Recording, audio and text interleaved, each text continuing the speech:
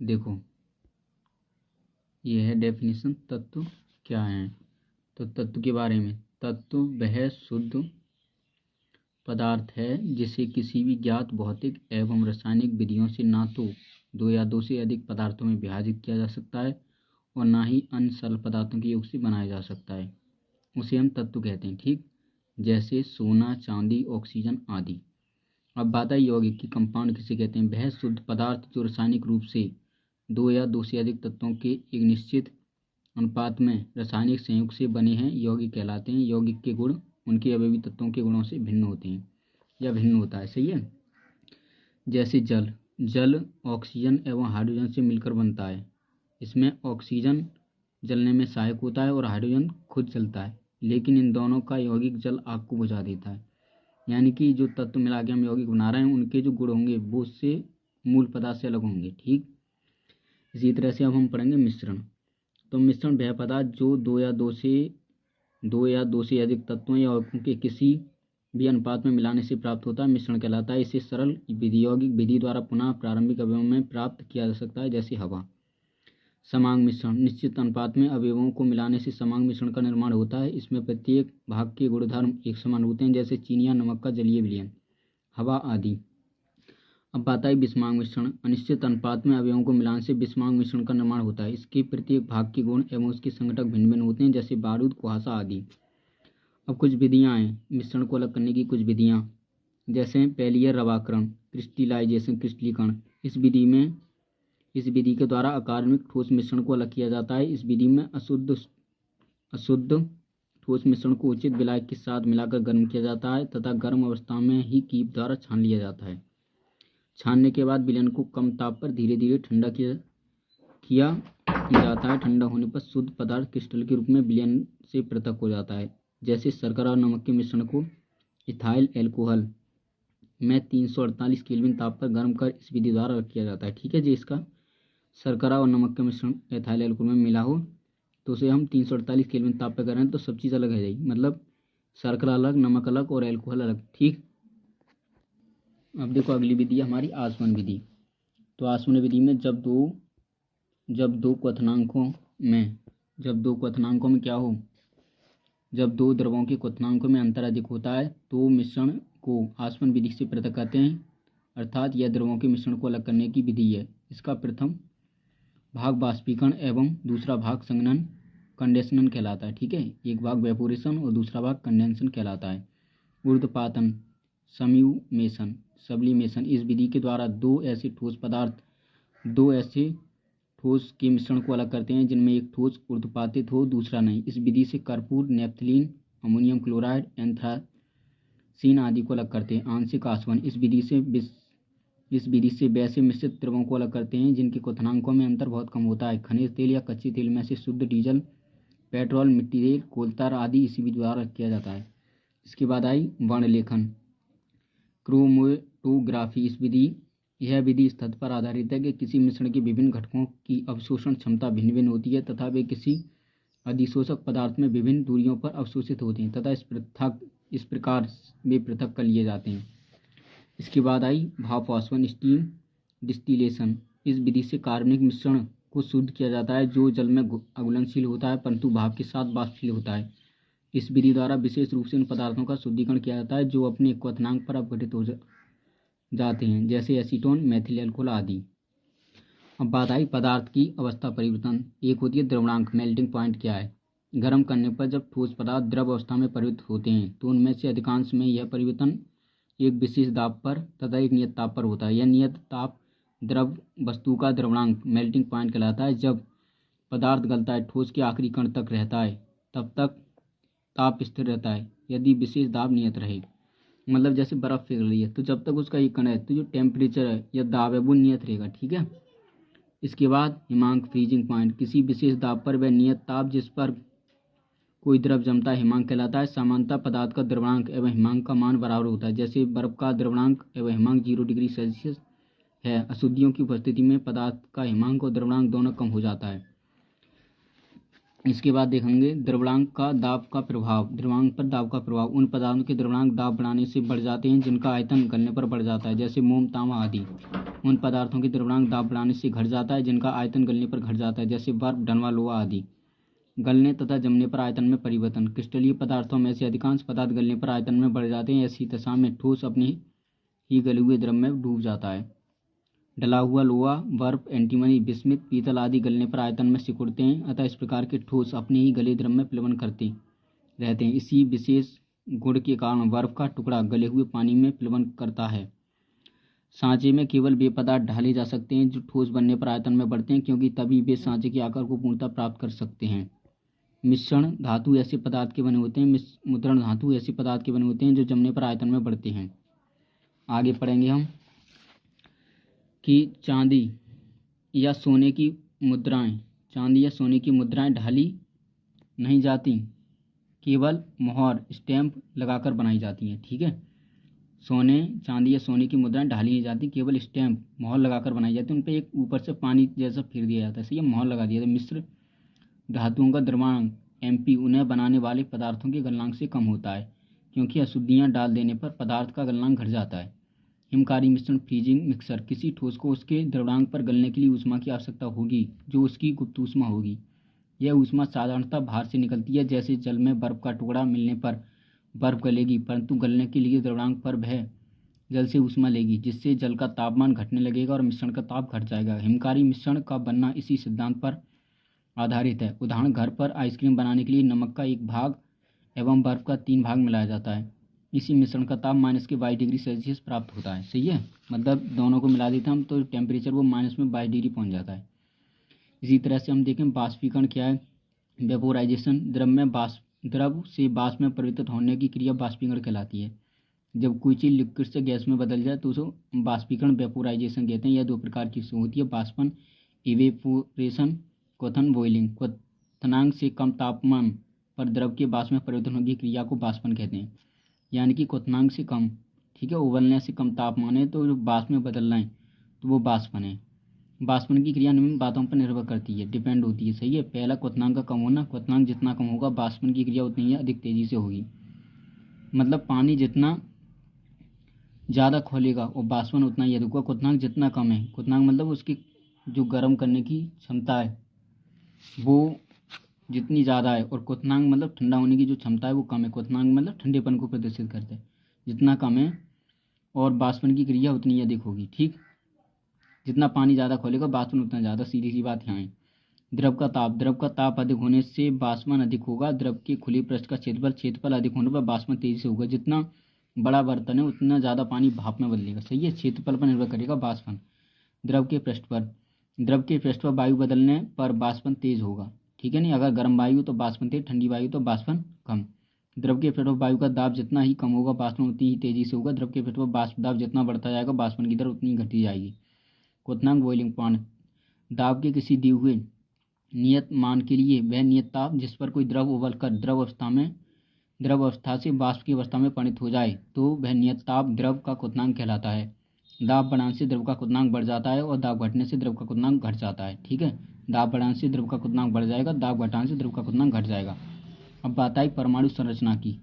परमाणु क्या है, एटम क्या है। परमाणु तत्व का वह छोटे से छोटा कण है जो किसी भी रासायनिक अभिक्रिया में भाग ले सकता है परंतु स्वतंत्र अवस्था में नहीं रह सकता। एटम क्या है, परमाणु तत्व का वह छोटे से छोटा कण है जो किसी भी रासायनिक क्रिया में भाग ले सकता है परंतु स्वतंत्र अवस्था में नहीं रह सकता। अणु क्या है, मॉलिक्यूल क्या है, तत्व या यौगिक का वह छोटे से छोटा कण जो स्वतंत्र अवस्था में रह सकता है अणु कहलाता है। परमाणु भार, एटॉमिक वेट। किसी तत्व का परमाणु भार वह संख्या है जो यह प्रदर्शित करती है कि तत्व का एक परमाणु कार्बन 12 के परमाणु के 1/12 भाग द्रव्यमान तथा हाइड्रोजन के 1.008 भाग द्रव्यमान से कितना गुना भारी है। ये बताएगा हमारा कौन, परमाणु भार, यानी कि कार्बन का 1/12वां भाग क्या कहलाता है, परमाणु भार। कोई भी तत्व है उसका 1/12 भाग निकालें जो वेट है तो वही हमारा क्या, परमाणु भार है। कार्बन के परमाणु भार के बराबर। कार्बन के परमाणु के 1/12वें भाग का द्रव्यमान तथा हाइड्रोजन के 1.008 भाग द्रव्यमान से, इन दोनों से तुलना करेंगे तो कितना गुना भारी है तो वे उसका क्या होगा, परमाणु भार। अणुभार क्या है, मोलिकुलर वेट।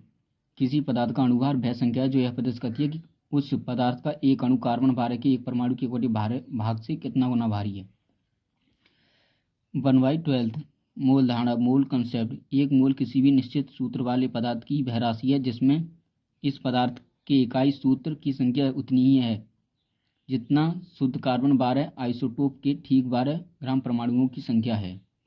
ठीक है, जो मोल कॉन्सेप्ट है कि एक मोल किसी भी निश्चित सूत्र वाले पदार्थ की वह राशि है जिसमें इस पदार्थ के इकाई सूत्र की संख्या उतनी ही है जितनी शुद्ध कार्बन 12 के आइसोटोप के ठीक 12 ग्राम परमाणुओं की संख्या है। इसके बाद देखेंगे मोल इकाई का मान। मोल इकाई का मान तो ये क्या है, ये भी समझो, देखो ध्यान से। मोल इकाई का मान क्या है, तो मोल इकाई का मान, मोल का मान 6.002 गुणा 10 की पावर 23 है। कार्बन के 12 ग्राम या एक मोल में 6.002 गुणा 10 की पावर 23 परमाणु हैं। 6.002 गुणा 10 की पावर 23 को अवोगाद्रो संख्या कहते हैं। मोल संख्या द्रव्यमान संख्या दोनों का प्रतीक है। सन 1967 में मोल को इकाई के रूप में स्वीकार किया गया। 20वीं शताब्दी में आधुनिक खोजों के परिणामस्वरूप जे थॉमसन, रदरफोर्ड, चैडविक आदि वैज्ञानिकों ने सिद्ध कर दिया कि परमाणु विभाज्य है। पहले मानते थे कि परमाणु अविभाज्य है, अब मान लेकर परमाणु विभाज्य है। मुख्यतः 3 मूल कणों से मिलकर बना है जिन्हें इलेक्ट्रॉन, प्रोटॉन तथा न्यूट्रॉन कहते हैं। ठीक है, अब प्रमुख मूल कणों के अभिलक्षण क्या है, तो देखो मूल कण इलेक्ट्रॉन, इलेक्ट्रॉन का प्रतीक है जी, -1 इलेक्ट्रॉन। ठीक है, आवेश -1 होता है। द्रव्यमान 9.1095 गुणा 10 की पावर -28 ग्राम। द्रव्यमान AMU में जो होता है 0.00058486। खोज करता है जे थॉमसन। ठीक, प्रोटॉन 1p इसे डिनोट करते हैं, आवेश +1, और द्रव्यमान है 1.6726 गुणा 10 की पावर -24 ग्राम। और इसका द्रव्यमान AMU में है 1.00733335। गोल्डस्टीन इसके खोज करता है।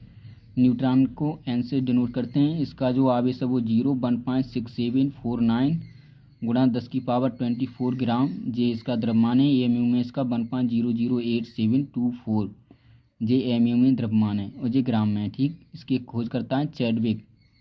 जे थॉमसन इलेक्ट्रॉन के, गोल्डस्टीन प्रोटॉन के और चैडविक न्यूट्रॉन के। परमाणु क्रमांक, एटॉमिक नंबर क्या है इसे देख लो। किसी तत्व के परमाणु के नाभिक में उपस्थित प्रोटॉनों की संख्या को परमाणु क्रमांक कहते हैं। द्रव्यमान संख्या, मास नंबर क्या है, किसी परमाणु के नाभिक में उपस्थित प्रोटॉन और न्यूट्रॉनों की संख्या का योग उस परमाणु की द्रव्यमान संख्या कहलाती है। अर्थात द्रव्यमान संख्या बराबर प्रोटॉनों की संख्या प्लस न्यूट्रॉनों की संख्या। क्वांटम संख्या क्या है, स्पेक्ट्रम रेखाओं की सूक्ष्म प्रकृति समझाने तथा इलेक्ट्रॉन की ठीक स्थिति का वर्णन करने हेतु 4 क्वांटम संख्याओं का प्रयोग किया जाता है। पहली होती है हमारी मुख्य क्वांटम संख्या, प्रिंसिपल क्वांटम नंबर n, यह इलेक्ट्रॉन के मुख्य ऊर्जा स्तर को प्रदर्शित करती हैं। दूसरी द्विगंशीय क्वांटम संख्या एजीम्यूथल क्वांटम नंबर l, यह इलेक्ट्रॉन कक्षक की आकृति को प्रकट करती हैं। l का न्यूनतम मान 0 या अधिकतम मान n-1 होता है। चुंबकीय क्वांटम संख्या मैग्नेटिक क्वांटम नंबर m, यह उप ऊर्जा स्तरों के कक्षकों ऑर्बिटल्स को प्रदर्शित करती है। m का मान l के मान पर निर्भर करता है। किसी l के मान के लिए m का मान +L से लेकर -L तक होते हैं, शून्य सहित। ठीक है, बीच में शून्य, +L इधर और -L इधर। चक्रण क्वांटम संख्या स्पिन क्वांटम नंबर s, यह इलेक्ट्रॉन के चक्रण की दिशा को प्रदर्शित करती है। किसी चुंबकीय क्वांटम संख्या m के लिए चक्रण क्वांटम संख्या s का मान +1/2 और -1/2 होता है। पाउली का अपवर्जन नियम, पाउली एक्सक्लूजन प्रिंसिपल 1925, इसके अनुसार एक दिए गए परमाणु में किन्हीं 2 इलेक्ट्रॉनों के चारों के लिए चारों क्वांटम संख्याओं का मान समान नहीं हो सकता। अतः किन्हीं 2 इलेक्ट्रॉनों के n, l तथा m के मान एक ही हों तो उनका चक्रण विपरीत होगा। अगर n, l और m की वैल्यू एक है तो उनकी जो घूमने की प्रकृति होगी वो विपरीत होगी। ठीक है, कोई इधर घूमेगा तो कोई इधर तो कोई इधर। हुंड का अधिकतम बहुलता का नियम, Hund's rule of maximum multiplicity, इसके अनुसार इलेक्ट्रॉन तब तक युग्मित नहीं होते जब तक कि रिक्त कक्षक प्राप्य अवेलेबल हैं, अर्थात जब तक संभव है इलेक्ट्रॉन अयुग्मित रहते हैं। हाइजेनबर्ग का अनिश्चितता का सिद्धांत, हाइजेनबर्ग अनसर्टेनिटी प्रिंसिपल, इसके अनुसार किसी कण की स्थिति और वेग वेलोसिटी एक साथ यथार्थ एग्जैक्ट निर्धारण असंभव है। ठीक है, आगे पढ़ेंगे आपबाउ का नियम। तो आपबाउ का नियम क्या है ये देख लो। आपबाउ का नियम, आपबाउ लॉ, तो आपबाउ प्रिंसिपल, इस नियम द्वारा तत्वों के इलेक्ट्रॉनिक विन्यास लिखने के लिए विभिन्न परमाणु कक्षकों की ऊर्जा बनने का क्रम इस प्रकार है। पहले 1s, फिर उससे छोटा 2s, फिर 2p, 3s, 3p, 4s, 3d, 4p, 5s, D 5P 6X 4F 5D 6P 7S। ठीक है, ये ध्यान से देख लियो, इंपॉर्टेंट चीज़ है ये तो आप बहुत। ठीक है, BSc तक आगे काम में आएगा। समस्थानिक, समान परमाणु क्रमांक परंतु भिन्न भिन्न परमाणु द्रव्यमान के परमाणुओं को समस्थानिक कहते हैं। समान परमाणु क्रमांक परंतु भिन्न परमाणु द्रव्यमान के परमाणुओं को समस्थानिक आइसोटोप्स कहते हैं। समस्थानिकों में प्रोटॉनों की संख्या समान होती है किंतु न्यूट्रॉनों की संख्या भिन्न भिन्न होती है। सही है, जैसे 1s1 1s2 1s3। यहाँ पे हमारे जो परमाणु क्रमांक है वो तो सबके बराबर हैं, लेकिन ऊपर वाली जो वैल्यू है वो अलग अलग है। ठीक, समस्थानिक है जी। ऊपर वाली वैल्यू क्या होती है हमारी द्रव्यमान, नीचे वाली क्या होती है परमाणु क्रमांक। सबसे अधिक समस्थानिकों वाला तत्व पोलोनियम है। संभारिक, समान परमाणु द्रव्यमान परंतु भिन्न परमाणु क्रमांक के परमाणु को संभारिक आइसोबार्स कहते हैं। जैसे 18 Ar 40 19 K 40 20 Ca 40 संभारिक हैं। समन्यूटॉनिक आइसोटोन, जिन परमाणुओं में न्यूट्रॉनों की संख्या समान होती है उन्हें समन्यूटॉनिक कहते हैं। जैसे 1s3 और 2he4, इन दोनों परमाणुओं के नाभिक में न्यूट्रॉनों की संख्या 2 है। सम इलेक्ट्रॉनिक, जिन आयनों और परमाणुओं के इलेक्ट्रॉनिक विन्यास समान होते हैं उन्हें सम इलेक्ट्रॉनिक कहते हैं। सम इलेक्ट्रॉनिक परमाणुओं और आयनों में इलेक्ट्रॉनों की संख्या समान होती है। जैसे Na positive, Mg double positive, Al3 positive सम इलेक्ट्रॉनिक हैं। गैसों का आचरण, बॉयल का नियम, स्थिर ताप पर गैस की नियत मात्रा का आयतन उसके दाब का व्युत्क्रमानुपाती होता है। चार्ल्स का नियम, स्थिर दाब पर किसी गैस की नियत मात्रा का आयतन उसके परम ताप का सीधा अनुपाती होता है। परम ताप T बराबर 273 degree plus T degree Celsius. Avogadro का नियम, समान ताप एवं दाब पर सभी गैसों के समान आयतन में परमाणुओं अणुओं की संख्या समान होती है। समान ताप एवं दाब पर सभी गैसों के समान आयतन में अणुओं की संख्या समान होती है। सामान्य ताप एवं दाब पर विभिन्न गैसों के 1 ग्राम अणु का आयतन 22.4 लीटर होता है तथा इस 22.4 लीटर में 6.002 × 10⁻23 अणु होते हैं। अवस्था समीकरण P बराबर N × RT, जहाँ R एक मोलर गैसीय स्थिरांक है, PV बराबर RT, जहाँ N बराबर 1 मोल गैस के लिए। ठीक है, इसके बाद पढ़ेंगे गैसों का विषण। घनत्व में अंतर रहते हुए पृथ्वी के गुरुत्वाकर्षण के विरुद्ध गैसों के आपस में मिलने जुलने की स्वाभाविक प्रक्रिया को विषण कहलाती है। डिफ्यूजन कहलाती है, जब गैसें आपस में मिलें तो वो चीज़ कहलाती है विषण। ग्राम का गैसीय विषण नियम, नियत ताप एवं दाब पर गैसों के विषण की आपेक्षिक गतियाँ उसके घनत्वों या अणुभार के वर्गमूल के व्युत्क्रमानुपाती होती हैं। यानी कि R1/R2 √D2/D1 बराबर √M2/M1। जैसे RH RO JH का मतलब हाइड्रोजन और यहाँ ऑक्सीजन, R इसका जो परमाणु भार है वो कितना है 16, यहाँ ऑक्सीजन का 1, तो ये 4/1 RH बराबर 4 RO। ये सेटिस्फाई है यहाँ पे RH बराबर 4 यानी 4 के बराबर है। एक जो वैल्यू है वो किसके बराबर है 4, वो एक ऑक्सीजन 4 एक हाइड्रोजन 4 ऑक्सीजन के बराबर है। ठीक है, वर्गमूल के व्युत्क्रमानुपाती है, ये कहना चाह रहे हैं ये। आगे हाइड्रोजन गैस के विषण की गति ऑक्सीजन गैस के विषण की गति से 4 गुनी अधिक है। तत्वों का आवर्ती वर्गीकरण, मेंडेलीव का आवर्त नियम, मेंडेलीव पीरियोडिक लॉ। 19वीं शताब्दी के मध्य में रशियन वैज्ञानिक D.I. मेंडेलीव 1869 ने तत्वों तथा उनके यौगिकों के तुलनात्मक अध्ययन से एक नियम प्रस्तुत किया जिसे मेंडेलीव का आवर्त नियम कहते हैं। अब इनका आवर्त नियम क्या है वो भी पढ़ लो, देखो ध्यान से।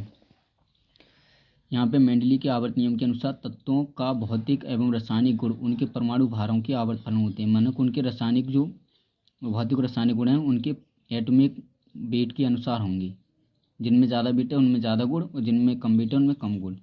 मेंडेलीव द्वारा बनाई गई आवर्त सारणी में 9 वर्ग और 7 आवर्त थे। ठीक, मेंडेलीव ने उस समय तक ज्ञात सभी तत्वों के शामिल करने के अतिरिक्त बहुत से अज्ञात तत्वों के लिए स्थान रिक्त रखे थे, मतलब कुछ स्थान छोड़ दिए थे।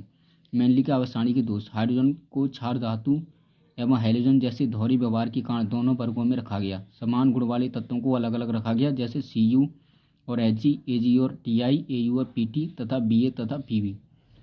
उच्च परमाणु भार वाले तत्वों को एक कम परमाणु भार वाले तत्वों के पहले रखा गया, जैसे आयोडीन 126.92 को टेलुरियम 127.61 के बाद रखा गया।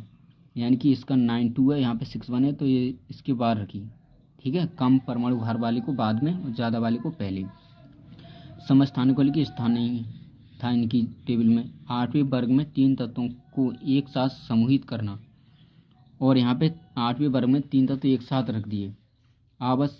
आधुनिक आवर्त सारणी, मॉडर्न पीरियोडिक टेबल। आधुनिक आवर्त सारणी मोजले 1931 नियम के नियम पर आधारित है। इसके अनुसार तत्वों के गुण उनके परमाणु संख्या एटॉमिक नंबर के आवर्तफलन होते हैं। गुण और वर्ग में ऊपर से नीचे आने पर और आवर्त में बाएं से दाएं जाने पर क्या क्या होता है ये देखो। परमाणु का आकार ऊपर से वर्ग में ऊपर से नीचे आने पर बढ़ता है और दाएं से बाएं जाए तो घटता है। विद्युत धनात्मकता ऊपर से नीचे आने पर बढ़ती है और बाएं से दाएं जाने पर घटती है।